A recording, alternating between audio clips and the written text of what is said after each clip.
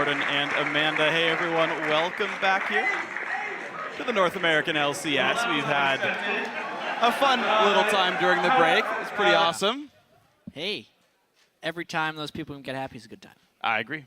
It's been wonderful here. We've got a lot of great experiences here in the studio this year so far. What's up, everyone? The caster desk is here with some new faces. I am David Freak Turley. With me is Joshua Jat Leesman. This man is awesome, Canadian and American. It's great. Yes, dual citizenship is fantastic. Yeah? Yeah. It's good. You're like more North American than any player in this building. Yeah. You count twice. It's amazing. We are gearing up for I just like complimenting you, it's all. Guys, we're gearing up for our next match. It's Team SoloMid versus Team Dignitas. And now, of course, a lot of people will be watching Dignitas' new jungler, Zingy. Yeah, and to go back a little bit, Team Dignitas did start the year 1-3. They brought on Cloud and Win, and then they went 3-3. So they have kind of put themselves out of that auto-relegation zone. And it's clear, though, that Dignitas is not just content avoiding last place. I mean, these guys are a part of the old guard of the North American LCS. When you look at it, there's only 4 teams that have been in the LCS since the beginning, and Dignitas is one of those teams. They're going to continue to try out new junglers now until they find one that fits them and they feel like they can become a top-tier team. Dignitas once again. Yeah, and the roster turmoil for Dignitas has, as we've seen, sort of produced mixed results, so we'll see if the upswing does happen here. But it's going to be a very tough match for Zingy. Now, we talked about him in the beginning of the show, but for those of you just joining us, he was on a challenger team, TSM Darkness. Problem is, TSM Darkness was the last place challenger team here, and now he's facing up against the first place LCS team, TSM. So a bit of a jump. Bit of a difficult struggle for him, but we'll see if just having a better supporting staff around him of Team Dignitas will make him rise to the occasion. There also may be some cracks in the TSM armor. They are coming off a loss to Team Liquid, so maybe they can jump in while maybe they're still reeling. Yeah, to go back to that game, it was a 53-minute match, which makes it the longest game so far this split in North America. But TSM just would not stop fighting. They had every turret down, every inhib down, and then they staged several valiant base defenses. They actually aced Team Liquid twice to keep that game alive. And in the larger picture, it's kind of a never-say-die attitude that TSM has. Even in best-of series, losing a game, being down 2-1, they will continue to fight, and they show that they improve as the series or season goes on. I mean, if anything, it was actually a feel-good loss for the fans because of how well Turtle performed down the stretch. Mm-hmm. And we'll see if TSM can keep playing well with their sort of new styles and new sort of interesting champion compositions as well with Bjergsen and co. But we're going to check out the starting lineups for now. On the blue side is Team SoloMid, Dyrus in the top lane, Santorin in the jungle, Bjergsen in mid, Wild Turtle, Valiant on AD carry, and Lustboy on support. And on the red side, it is Team Dignitas. Gamsu in the top lane, the new guy, Zingy in the jungle. See how he can do. Shifter in the mid lane, Core JJ on AD carry, and of course, Kiwi Kid on support.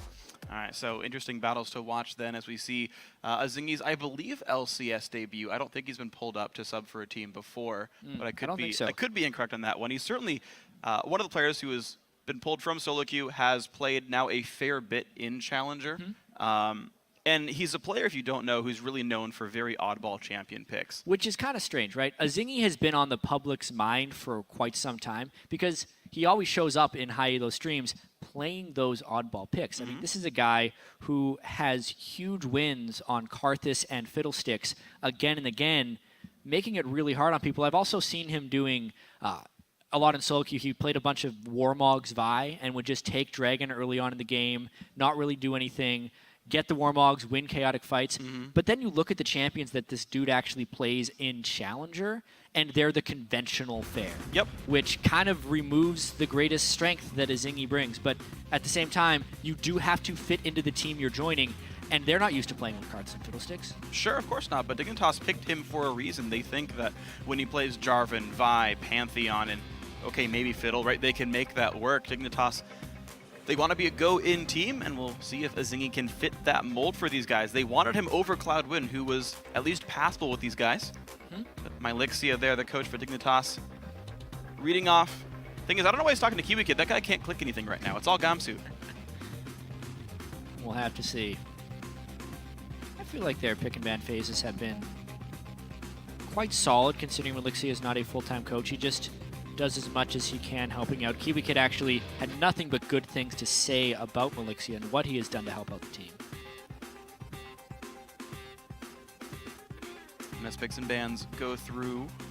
Shifter, we Kassadin talked about being that. banned. Yeah, the Yeah. first ban Kassadin's huge.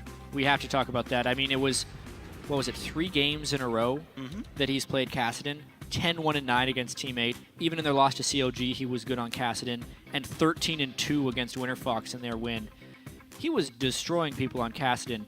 But with that being down, I wonder if he goes to something like LeBlanc or if he defaults to Xerath. It'd be really interesting. Or does he find another assassin? Does he play Zed or Talon or something suddenly and get these big plays? Team SoloMid, they banned the Thresh away. They're leaving up Kiwi Kid's Annie unless they first pick it, the Veigar away from Lustboy. Now, no Fiddlesticks ban. I will mention that in case Zingy does play it. So, is that a thing? Would people ban Fiddlesticks in Challenger against Team SoloMid Darkness? So, TSM Darkness got... they went 1-1 against CLG Black, and Fiddle was banned both games, I believe. He did not go to his Karthus. He played Vi and Pantheon then. And then they played against TDK. They didn't ban Fiddlesticks. He didn't play it, and they got 2-0. So... Fair enough. Every game they could have banned Fiddlesticks, or could have played Fiddlesticks and didn't, they lost. If that even counts as anything. The Karthus manner. Lysandra makes sense in the first pick right here. One of the highest winner champions in the North American LCS. Sorry, I just got excited. Why not? 13-1, you can see Lysandra in North American LCS. Mm-hmm. Of course, TSM is the only team to have beaten Lysandra as well. Ah. It would make sense for the Annie.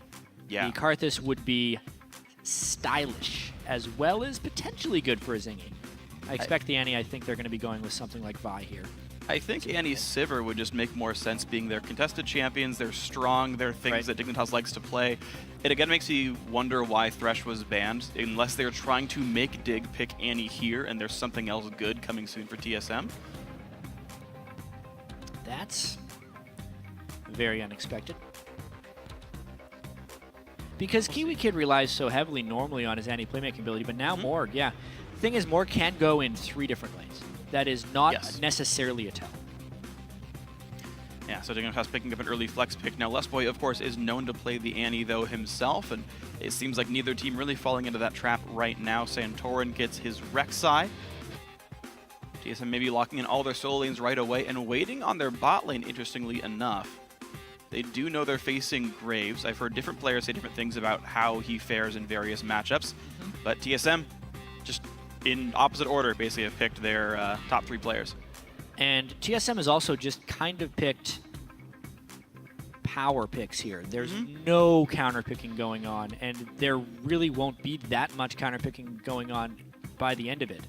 They had a decent idea that they were against Graves Morg bottom lane. Yes, that could have flexed, but they could have very easily done that here.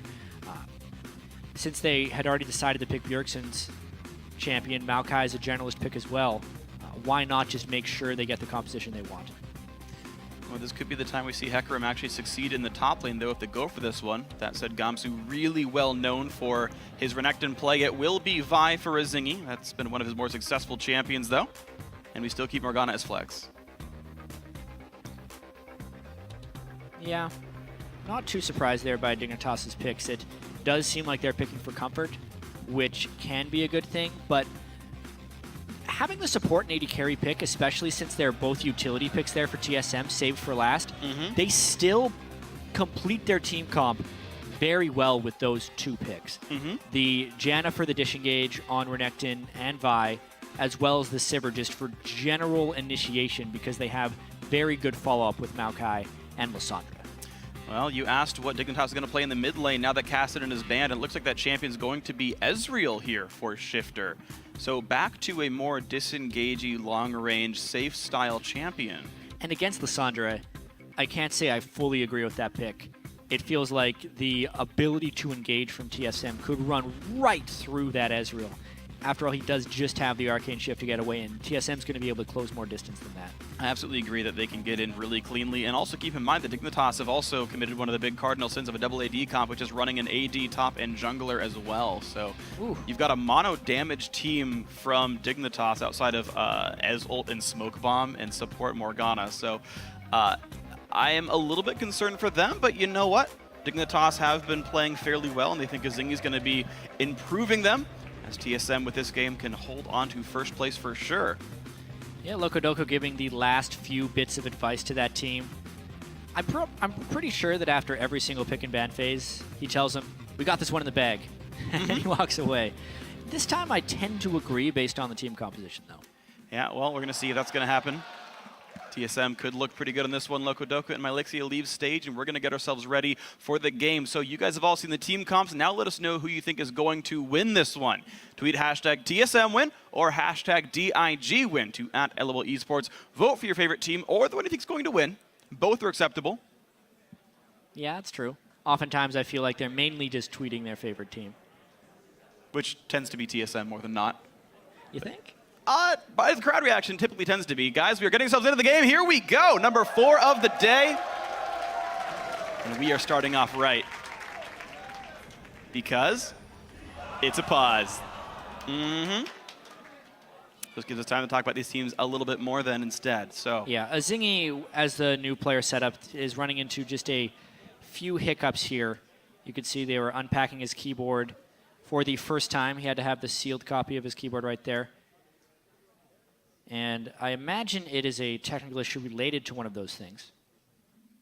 But yeah, I mean, we can keep talking about, I'd say the team compositions right now, because there are still ways that Dignitas can play this in order to pull ahead with the WAD composition that has Renekton, and it basically has to come from overwhelming lane victory, in my opinion. Yeah, I think so too. Dignitas going to hope that works out well for them. However, TSM, they are playing something unusual for them, not unusual for the LCS, but it's Bjergsen's first Lissandra game, and he says, guys, we don't want to fall into bad habits. We want to make sure we keep improving every single time we play. It's more just when you have been complacent before in the past, you can really catch yourself like, oh, am I doing this again? Why am I not like waking up on time? Why am I not perhaps like not eating before a scrim set or something? So we try to catch each other as a team constantly and talk to Loco about like, what are we doing? Are we being complacent or are we practicing at a top level? And games like this are ones you don't want to be complacent about. It's a game you expect TSM to win with how far above Dignitas they are in the standings. Yeah, and they definitely did have a small bit of complacency in their game against Gravity back in week 4 when they did that, you know, Zed with 7 offensive items from Bjergsen, and they ended up dying a whole bunch of times. But yeah, we are back into the game. All right, we are back in on this one. And curiously, if we can hover over this Vi, she has 26 ability power. Now, Ignite is not on cooldown. That's not the reason. Oh, dear. That is ability power, Quints, and Glyphs on Vi. So what happened there was Azingi loaded into the game with the wrong runes. However, I believe because the rune check would have been done, you cannot remake the game if it is your own fault for going in with the wrong runes. If there is a bug determined that makes you go into the wrong runes, you can't. But this time, he does have the wrong runes in this game as Vi. Not the best place to start in the LCS. Dignitas preparing the level 1 again. They did this against CLG. This time to less catastrophic results, though. And Lustboy loses a whole lot of health. And Kiwi Kid just got himself either 15 gold for that one. So, hey. Now, Azingi, I think, is just following in the footsteps of the late, great Hotshot GG, where in the very first LCS game ever, he played against TSM with no runes at all, and they won that game. Is that the secret? Yep. I'm very interested to see how he can even sustain in the jungle as an AP start on Vi. This would have been like his Fiddlesticks or Karthus page, pretty much. Yeah. I mean, he had one ready. He clearly knew he could have played the champion. So the E does have an AP ratio. In fact, it'll do 18 bonus damage per cast. So his AoE is going to be real good later on in the game. But for now, he's in trouble. This is not something TSM is going to realize until they see him. They will know there was a pause for a technical issue of some kind, but they obviously won't know the reason. I wonder if we'll see Santorin get to walk over this game a little bit, knowing the other jungler is so handicapped here. Right now, standard clears, though. Vi tends to run attack damage and attack speed for those pages, so does punch weaker than normal. But, you know, so far so good. Vi, one of the, let's say, safer clearers thanks to that passive shield. And that aforementioned E bonus damage, he did learn at level 2. It is just so slow, though. I mean, look where Santorin is in his jungle right now. He'd already cleared 2 camps. Krugs were taken elsewhere, and he's already made it to his blue buff, whereas Zingy with the same 2-camp clear is a good 10 to 15 seconds behind. But we know how that is. We're probably going to have to focus on the rest of the map. Santorin should have a big edge. Yeah, so we have gotten ourselves into standard lanes. Shifter 1v1ing Bjergsen in the mid lane. This used to be one of the big marquee matchups in the North American LCS as well, where Shifter was one of the players that could really challenge Bjergsen's throne as best mid NA. Yeah, Shifter's definitely had a decent-sized fall-off since he had the amazing Deathless KDA type games, especially in his CS. I mean, if you compare amongst mid laners this year, CS at 10, Bjergsen is the #1 mid laner at 83, and Shifter is the #9 mid laner at 71. It's a very big difference. So picking Ezreal and Dignitas needing to win this early game / laning phase heavily in order to win the game puts them in a pretty difficult position. So they can keep their heads in it, and Dignitas can maybe get out of these lanes. We look at the rest of the matchups, and actually, they're kind of all pretty grim right now. You can look at the scoreboard down there. Renekton of all champions, curiously, actually behind just a little bit under Dyrus, but he's pushed in, so you expect that to go back up. But their bot lane, CoreJJ and KiwiKid, a lane we have actually complimented many times for their laning plays. Maybe they turn it around here. A little bit of a trade, but they're down 9 minions early game. I've actually seen this bottom lane matchup fall in the side of Sivir in really good Sivir players because they can spell shield the buckshot and then try and out-trade that way. Wild Turtle and Lustboy have not been typically strong laners in the NALCS thus far, partly because Wild Turtle takes bad trades and partly because Lustboy is very committed to roaming and helping the rest of the map. That's true. This one will be currently in the favor of Wild Turtle, but there's always kill pressure when you're against KiwiKid and CoreJJ. We'll see how much pressure as well the Vi and Rek'Sai can put in as this game goes on as well. As they get pushed down and back, ward control ends up being a really important factor, and KiwiKid did just put a trinket ward in the lane brush, meaning he's missing one for River. So either they miss vision control or Zingy wards for them. And that might spell Santorin coming in. So, talking about this game a little bit more team comp-wise, Dyrus has a very straightforward build path here. I think he wants to get Frozen Heart almost as quickly as possible. Maybe he does the Rod of Aegis to Frozen Heart, but I'd almost expect this to be one of those Catalyst to Righteous Glory games with a very quick Frozen Heart.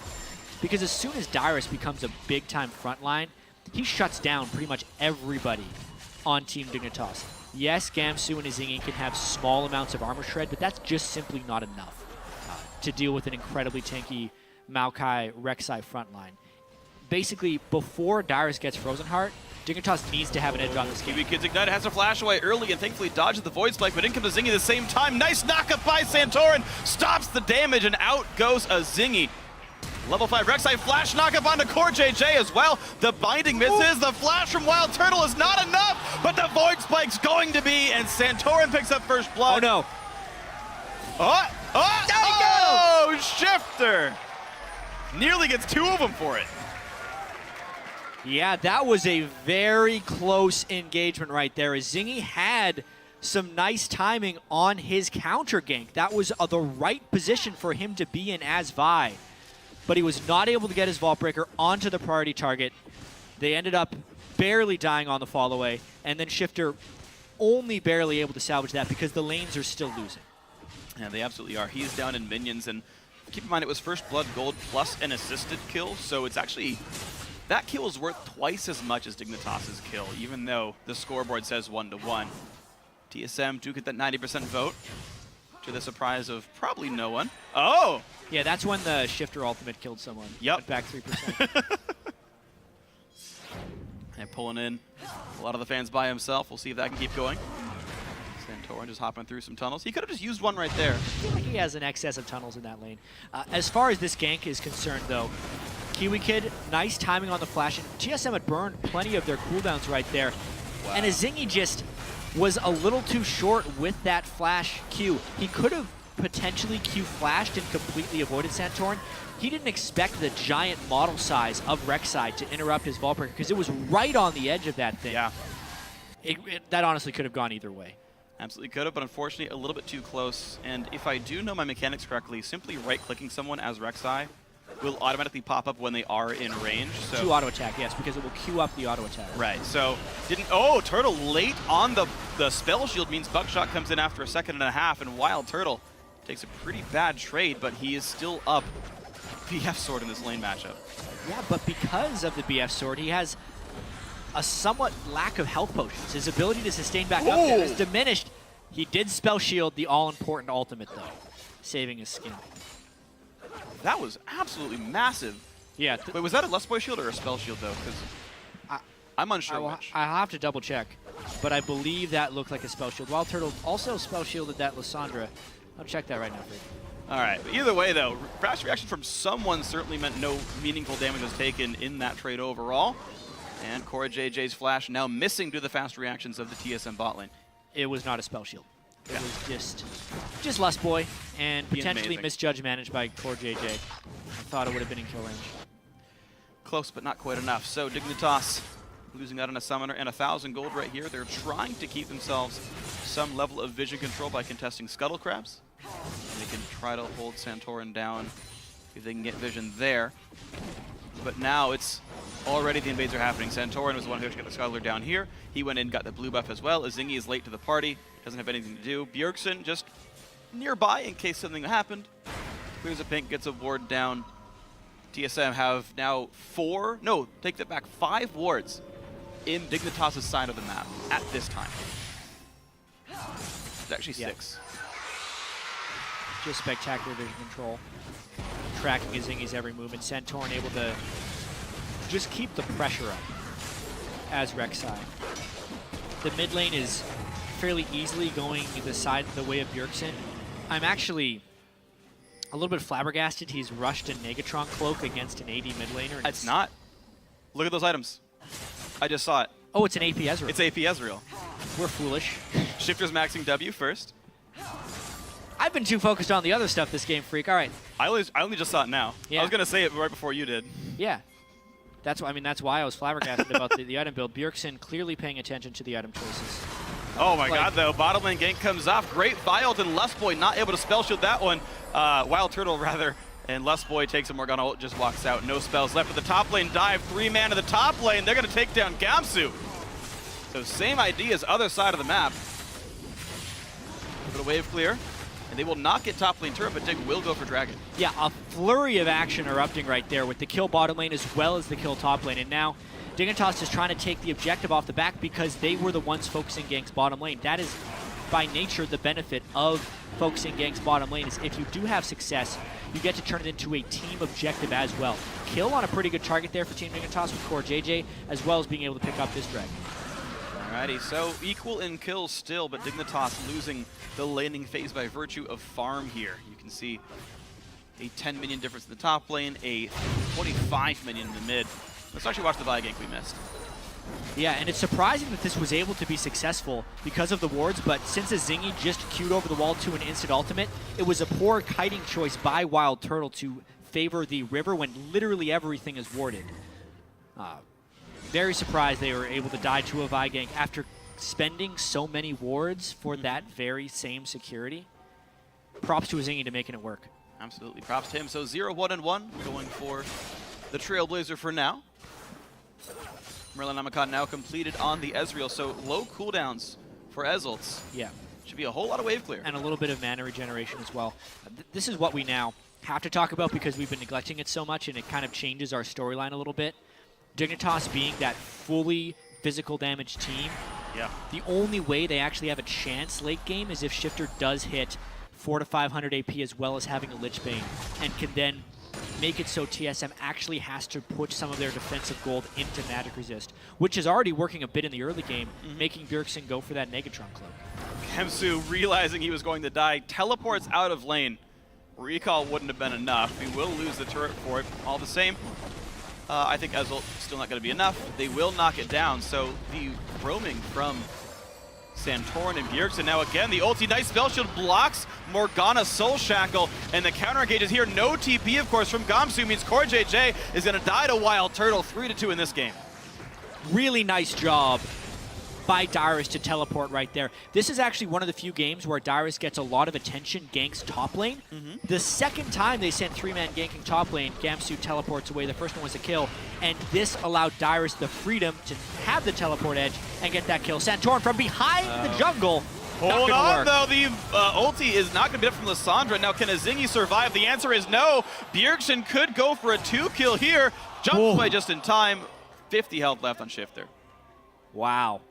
The sustained damage there with the max Q on Lissandra like everyone does to kind of turn that one around.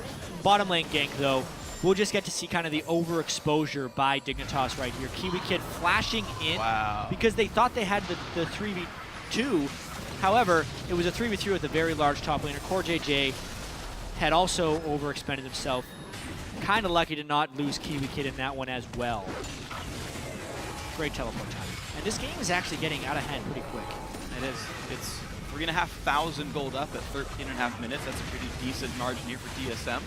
Their wards actually, so they haven't even knocked down all the outer turrets yet, and they're warding like behind the buffs. You're seeing one that Gamsu's walking by right here in the north jungle. It's actually behind red buff. They can actually potentially see Azingi just barely with that ward. Core JJ just walked over one as well. TSM are constantly getting this incredibly good vision control. And a lot of that is on Santorin. It's a little bit easier to do with Rek'Sai as well. Once people have gotten used to using the Tremor Sense on Rek'Sai, this is going to be tricky for him to find that ward. All right.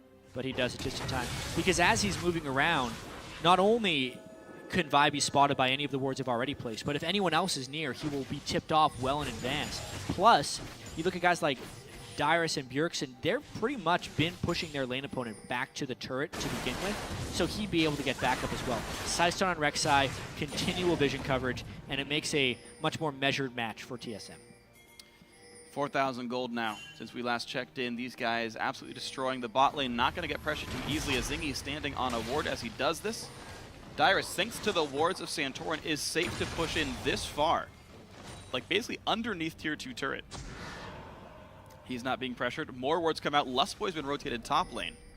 There needs to be pressure elsewhere on the map if Team Dignitas wants to save off this Gamsu camp that is basically happening. It's very smart of Zingy to be bottom lane here, since he is the weaker jungler right now, to avoid the enemy jungler and apply some lane pressure. So Wild Turtle Lustboy, they left the lane without really clearing the wave enough, and it allowed Dick to push back in. Gamsu now going to go for the fight up against Dyrus. The mini wave is getting cleared on both sides. A nice knockback in 6 seconds still on the Ruthless Predator.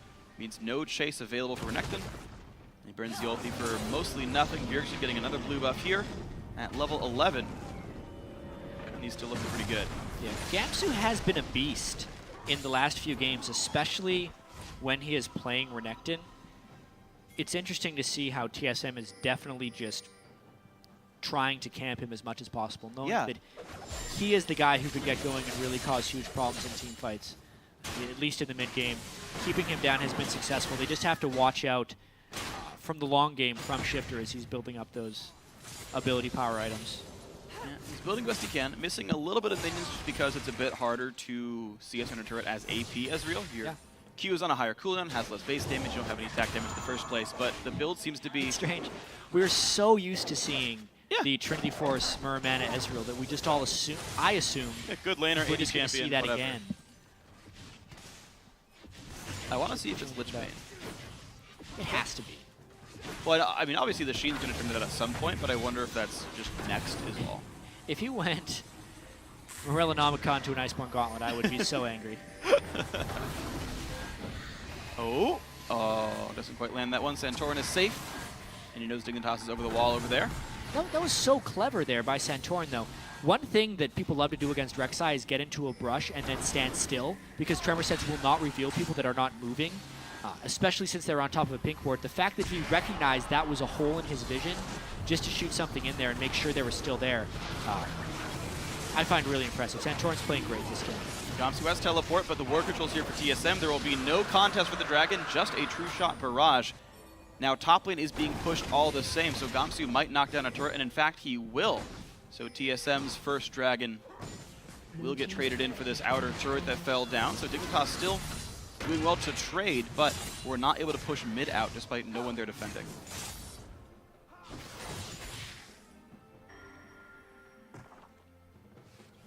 honestly, the fact that Team Dignitas has been able to pick up 2 turrets here is very good for their chances. The game was kind of running away from them when it was 2 turrets to 0, since they had been getting pushed back so heavily in lanes. But because they've been pushed back in lanes, the fact that turrets are 2 for 2 right now speaks to some sloppy wave management there by TSM. I'm very surprised they allowed Gamsu to get that return turret after being so heavily pressured through the early game. Yeah. Well, speaking of pressure through the early game, though, Bjergsen has managed to keep Shifter's turret very well pressured. It's nearly dead, and Shifter hit 200 minions at almost exactly 18 minutes. Definitely one of the faster marks we've seen in the North American LCS. He hasn't been under any pressure at all. No kill threat, no ganks seem to be attempted, and Bjergsen just hasn't missed any minions as a result of that. And you're right, there's the Frozen Heart into Righteous Glory for Dyrus, by the way. That is the build after all. Yeah, he made it to his Frozen Heart. Not as important because of the AP Ezreal, but I would still say it's quite significant since it is not much mixed damage coming out of the jungle either. It's pretty much 3 full physical damage dealers and just the AP Ezreal and Morgana for magic damage. There we go, TSM get themselves that mid lane turret. So, TSM's some lead is overall out-CSing He's got to run fast. He is getting cut off. Oh, be careful. Blue Tringet's going to spot that something was happening. And it's that Azingi is trying to desperately run away. He does have Kiwi Kid around, but Kiwi Kid moves. So they know he's there as well. The binding's going to miss. Black Shield into ulti. Lissandro doing the same thing, though. And they pick up 1. They're going to pick up 2 almost for sure. And they do. They lead him into Kiwi Kid for the death. Team SoloMid recognized when they had Azingi out of position. They just chased him, cutting off all areas of retreat. Ended up costing Kiwi Kid as well, who would have wanted to just try and recall away as that collapse was happening. Wild Turtle spotting the Ezreal through a ward. Easy spell shield, blue buff, steal all the same by knocking everyone down. And Team SoloMid, you mentioned maybe missing a couple of minion waves here and there and not keeping them under control, but by and large still they are playing much better as a team, constantly in the face. Dyrus now contesting a red buff. Lustboy's going to ward that up. Just there is really nowhere Dignitas can go without being spotted. Yeah, this is not quite a perfect game by TSM. I'm sure there's things that they would have liked to do better in the first 20 minutes. You know, not giving up the top lane turret to Gamsu, not not getting killed by that Ezreal ult early on when they could have just hopefully seen it called out by Bjergsen and being more on the alert for it. But aside from that, strategically, they've played quite well. Their lanes are generally stronger here. Their team composition in the late game is better, and they're controlling the early game with a better late game team, which can't really ask for much more. You really can't. So TSM looking poised to continue their dominance of first place. With a win here, they actually would guarantee first place by the end of the week if you count tiebreakers against CLG. And so, still looking like the great North American hope. We got to run into them and ask them where their sort of priorities lie. In terms of, are you prepping for your opponents this week? Are you prepping maybe for IEM? That's in about a week and a half for these guys. Good question. And he said, well, I mean, it's a mix of both. Like, we do care about prepping for IEM because it's international, this is important, but Wild Turtle certainly did not say that he was slacking off at the NALCS prep. And was very poised to beat these guys up. Azingi getting caught out one more time by Bjergsen, forced to flash out. Black Shield keeps him safe. Good save by Kiwi Kid. TSM just continuing to mount pressure. Dyrus is now splitting in the bottom lane in case these guys want to rush a Baron at some point. I think they're going to go for that right now. Doesn't look like there's all that much Dignitas can do about it.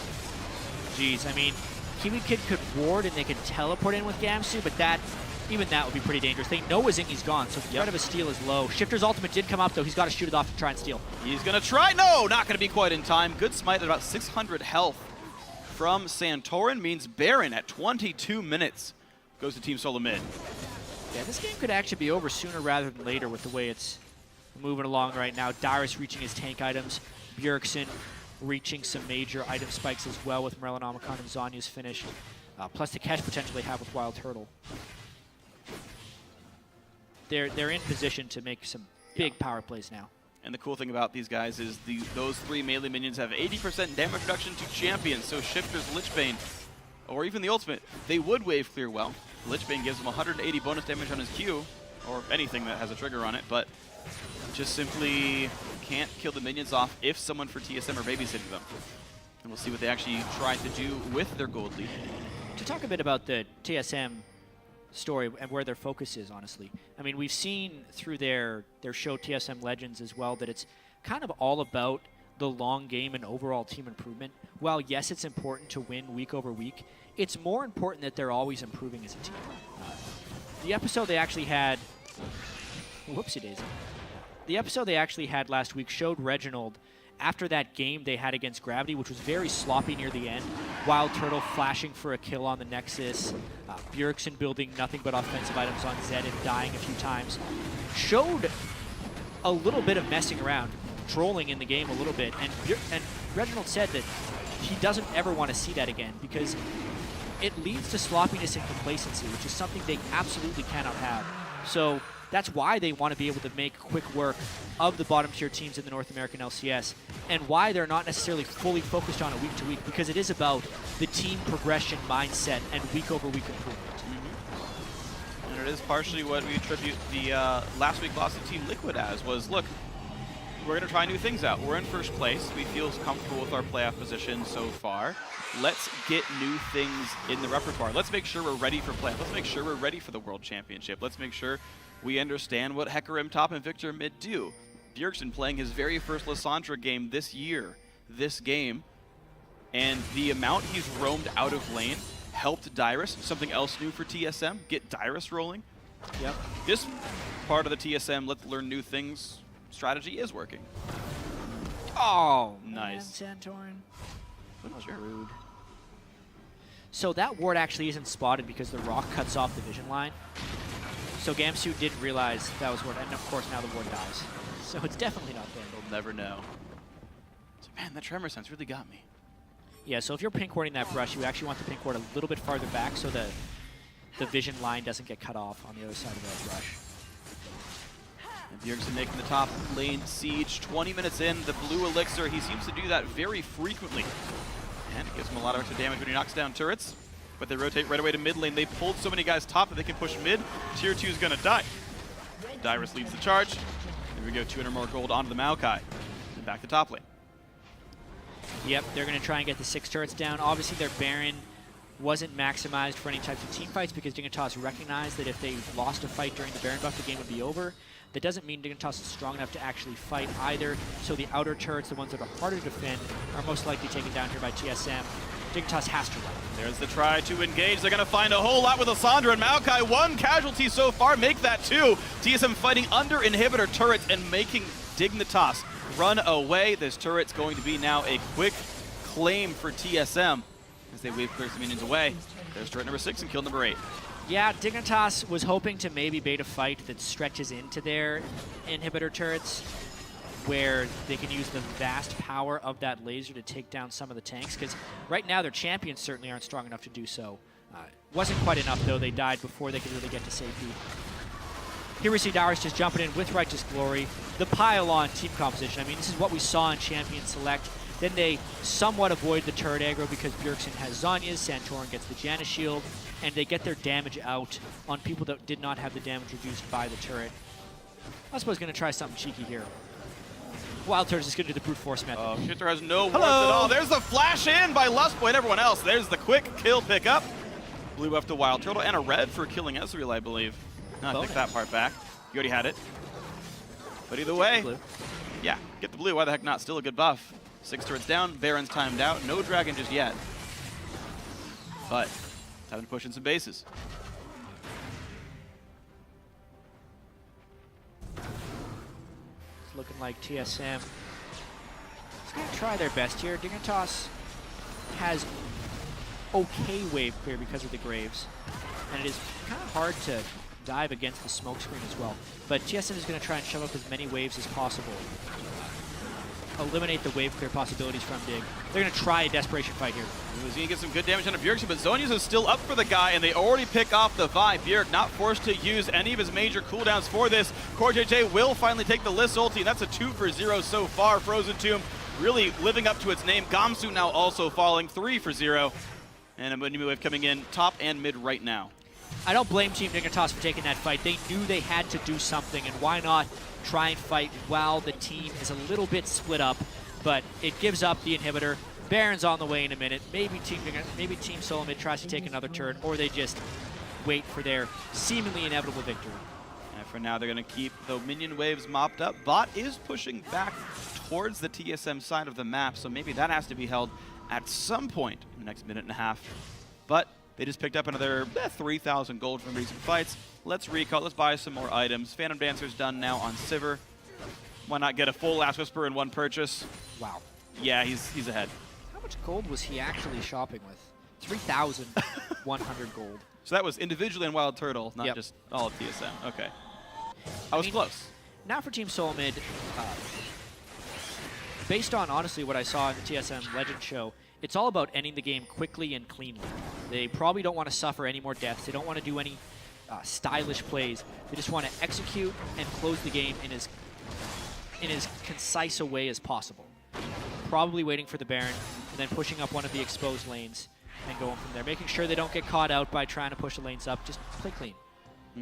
So off they send Maokai to the bot lane. Baron just respawned. Dragons in 30. Of course, Maokai has teleport, so Dignitas, even though they feel like they might be ahead, they're actually not, and they're running away from this one. Black Shield will stop Santorin from unburrowing under a Zingy. But either way, Dignitas are still the team pushed away, even though Wild Turtle was actually nowhere to be seen for that fight. He's only just now rejoining TSM. Well, Bjergsen was scary enough. Oh, of course he is. Zingy again, gotta be real careful. Void Spike, can't quite land the slow, but there's Chilling Smite. Jumps just far enough over the wall to get away from the reach. Once again gets out. Now they're trying to knock down Dyrus. They spend Core JJ and Gamsu's time to do this. It is a 4 versus 3 elsewhere on the map. This Maokai still slowly running away. There's the flash burn by Gamsu for a stun. But Dyrus is gonna die. The last attack crits. Ezolt comes in early. So now you'd want Gamsu to teleport in to try and save this one, but there's just not enough people on Dignitas in the surrounding area, and they're still going to be able to turn a Baron off this, I think. Oh, he still has teleport. Gamsu should use it. Shifter goes in, looks for the Baron. He goes down first, though. And TSM do claim that one for themselves. Santorin had used Smite, I believe, to help kill the enemy jungler. It makes it a overall 2-for-1, and then Baron number 2. Gonna say that wasn't clean. No. If I had to say it. But they do get the Baron. A few more kills across the board. Dyrus suffers his first death. Shifter tried to make the hero play. Uh-oh. Gamsu stayed a little bit long. This is going to be a much shorter chase than the last one. He didn't even move. He knew. Baron empowered recalls. They ran through the jungle to flank him. That was nice. Dragon number 3 on the way. Yep. Well, Team SoloMid, 31 minutes now into the game. Middle inhibitor got taken down. They grabbed Baron. They grabbed Dragon right after.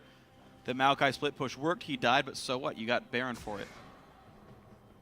Bjergsen was outside the pit that whole time waiting for a Zingy. They picked him off well before Baron was stealable. That was pretty nice. Bjergsen with the Baron buff as well as a death cap completion puts his ability power at 751. On the Lissandra, very little magic resistance has been able to be bought by Dignitas. Plus the Baron minions are here. Dyrus takes the turret. Bjergsen, no! Caught out on his own. A bit alone in this one. Gonna pop the instant zonies as well, which means he dodges Core JJ's ultimate, and it's a 1-for-0 so far as Zingy also getting caught, and there's just no damage output left for TSM. Bjergsen maybe just baited all of Dignitas by himself. Dig Force run away. Nice route there for Dyrus. Can they knock down Gamsu? The answer is yes. Bjergsen shows up. Maybe he can't. Nope. Okay, take it back. Double kill for Dyrus. Shifter getting chased by Santorin. He might just die. One more attack. No, he's going to heal. That'll be it. They have Baron minions and 4 people live. TSM looks like they're going to be closing out this game with Baron, I think. Looks like they should be able to. Shifter now with no ultimate. 3 seconds on the Morgana. There goes Nexus turret number 2 right here. And with Wild Turtle being the only casualty of the fight, they are now going to go for the fight. Shifter gets 1. Still goes down.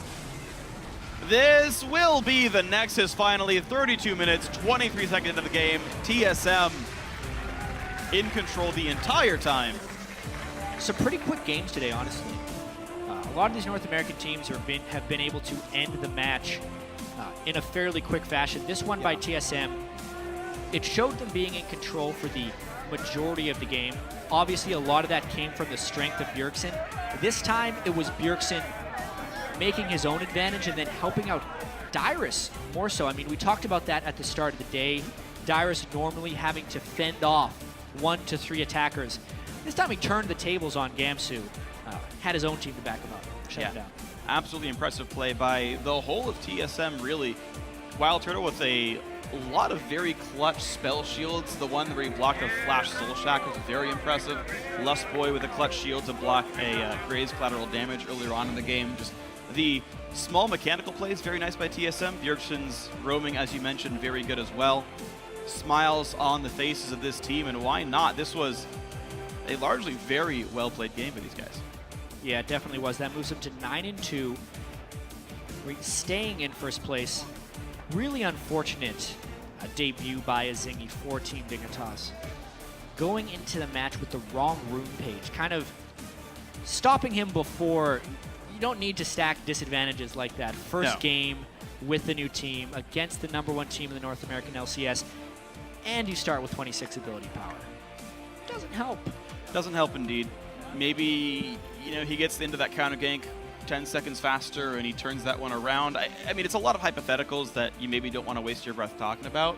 It's hard to say, like, this was one of the key reasons that one gank couldn't turn it all around, but certainly Azingi 0-7-2. I mean, it puts you in a hole before the game begins. Sure it does. That's the biggest problem. Yeah, that's fair. So he would have had to play that much more better yeah, than Centauran. No, you're right. So that did not happen there. Shifter on Ezreal, losing team, but 3-3-0. Core JJ actually the same score line. So, like, you're still seeing individual contributions are there for Dignitas, and I feel like outside of them trying to find a jungler that works, individual contributions was never the problem for Dig. Right. But it's getting the entire team on the same page, or getting the entire team on the same skill level almost, really, where they're trying to find an LCS-worthy jungler. And that game shows us they still might continue that search. Yeah, it's really hard to tell what happens after one game. I know. Right? It definitely didn't start off on the right foot. I think we can say that. But there's plenty of games to play. They got one tomorrow. All right, we'll see what Dignitas can do tomorrow. I believe they will play Team 8, but for now, going to send it over to the analyst desk to break down TSM's 9th win of the split. Thank you, Freak, Sir Freak, as coined earlier in the broadcast. A solid win by TSM there, showing dominating form, as Freak had pointed out, in that they are looking to no longer become complacent, and I believe they did that there. They didn't, futz around in the mid game anymore. They just went for it. Yep, no more toying with their food. They just went straight for the throat. They were done. Showing that they can overcome the AP Ezreal buy strategy.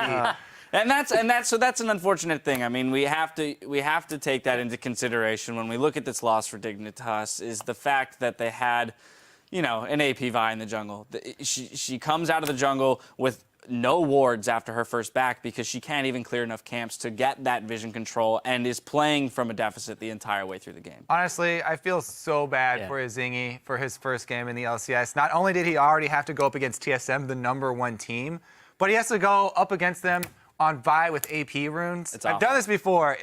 When you forget to switch rune pages, it's a terrible experience trying to clear early with AP runes. And on top of that, like their team, they talk to me, Kobe. Talk to me about their team. I feel like they were in Champion Select and they got down to the last pick and they picked in Ezreal, and then they're like, oh, we don't have any AP, guys. And Shifter was like, I got this. Don't worry, I'm gonna go AP Ezreal. And Ziggy's like, yeah, me too. I'm gonna go AP too. We're gonna be fine. But like, even if you're planning on going AP Ezreal this game, not. Once you see Lissandra and Maokai and picking that into, they went into this game with a really, really, really steep hill to climb. Exactly, yeah. Try and come back. There might be a time and a place for an AP Ezreal, but it is not against a Maokai and a Lissandra, because you're forced to be more aggressive with Eing in and being in range for Ws. You also can't burst anybody either. And even if there is a squishy, Maokai's going to make them less squishy. Yeah, absolutely. I mean, the Arcane Shift is even a part of the AP Ezreal combo, but to do it, you have to be close, and you're going to get fucked up. Yeah, so I do want to jump into our replay because it was a fun interaction in the bottom lane. And this is one of the you know, if we analyze Zingy's play, he was in the right place at the right time for a counter gank. So we're going to go to that 6-minute mark into the game, the first gank attempt down in the bot lane. And Kobe, I'm going to let you run with this one. All right, so this is a pretty cool play because they see Vi coming. So Santorin sneaks into the bush, and they're trying to play this one and bait it in. So let's roll this clip. And we'll see Zingy does come down. And Vi, when you get your Vault Breaker off, it turns your whole body. If anybody touches your body, then they get hit with the Vault Breaker and they get knocked up. But Santorin uses the Rek'Sai extra range from Unburrow, which is just not fair in this matchup. All he has to do is auto attack on Vi as he's coming in, and you get the extra range. You never have to touch the body of Vi, so you don't get hit with Vault Breaker. And Rek'Sai just, you know, wins that matchup there and saves Sivir. It was a great snipe there too by Shifter, at least making it a 1-for-1 in that exchange. I kind of got lost in the Rek'Sai Vi interaction there, but what I really want to touch on also was the cool synergy. Wild Turtle and Les Boy trust each other so much that he was like, my shield is on cooldown, I'm gonna Janna shield you, so you flash in for this one auto attack, because he thought that would be just enough to kill him, and it wasn't quite enough, and Santorin even follows on with it as well. It just, these guys their teamwork is really, really strong right now. Yep, that Prey Seeker has deceptive range. It is 1600. Yeah, it's the same range as your Tremor Sense to compensate. And we do also, that does bring up the point, and Jat gave credit where credit was due during the game. The Santorin was utilizing the kit from Rek'Sai really well that game in checking bushes, knowing that there is even the possibility that somebody is sitting in there not moving, because your Tremor Sense does not reveal people who are standing still. Yeah, I think you can just spam that as Rek'Sai. It's free to cast, low cooldown. Should always be checking brush with it. It also has almost no cast time on it. The frames on it are extremely low. It used to at one point, but then it's just, nope, it didn't feel good. Yeah. So you can immediately burrow and cast Q at the same time, and it flies out. Should do that while clearing in the jungle as well. Awesome. People also always forget to get off a Q before they get another knock. Before they unburrow. Yep, absolutely. So at the end of the day, like we said, we can't put too much stock into just one game. I mean, regardless of the setback of having the AP runes, I like to think that we give people a game or two to really fall into the routine of the LCS. Zingy deserves more of a chance, because that was not a fair game. But what do we look then for him to do? Is there a lesson to be learned from this game aside from picking the right masteries? Pick Fiddlesticks next time you have your Fiddlesticks room page. Well, that wouldn't have been a bad Fiddlesticks comp either. Like, just looking at it, right? You want some AP damage if you're running double AD. You want some big AP threat. And if they're going to dive your backline... They were playing on an AP Ezreal the whole time. It's somewhat of a zoning threat. I don't know. Well, anyway, we'll have to see. We'll have to see. I would be very curious to see him pull out one of those, interesting champion picks in the Fiddlesticks or the Karthus, just to see things shaken up in the LCS, and it might throw some teams off guard. Well, there is still more league coming your way after this break. Counterlogic Gaming faces off against Winter Fox. Stay with us.